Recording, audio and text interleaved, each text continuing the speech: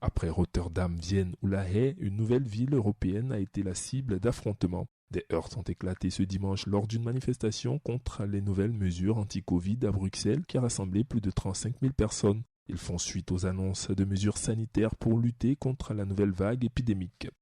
La marche belge a démarré pacifiquement, mais la police a ensuite utilisé des canons à eau et des gaz lacrymogènes face à un groupe de personnes lançant des projectiles. Au moins 2 policiers ont été blessés durant les heurts lorsqu'une unité anti-émeute appuyée par un canon à eau a chargé la foule. Un manifestant a été également évacué en ambulance. Lors de cet affrontement, plusieurs manifestants portaient des cagoules et brandissaient des drapeaux nationalistes flamands, tandis que d'autres abordaient des étoiles jaunes rappelant l'occupation nazie.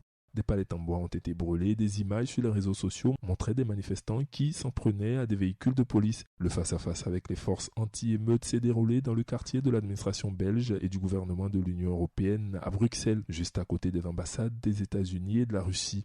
La manifestation tenue sous le mot d'ordre « Ensemble pour la liberté » a principalement dénoncé l'interdiction faite aux personnes non vaccinées d'accéder à des lieux comme des restaurants et des bars. La Belgique, qui a annoncé mercredi dernier la généralisation du port du masque, veut également rendre le télétravail obligatoire pour les emplois qui le permettent en vue d'enrayer le fort rebond de l'épidémie dans le pays. Avec près de 10 300 nouvelles infections par jour en moyenne sur la semaine écoulée, la Belgique retrouve un rythme de propagation du virus qui n'avait plus été atteint depuis un an, comme d'autres pays d'Europe.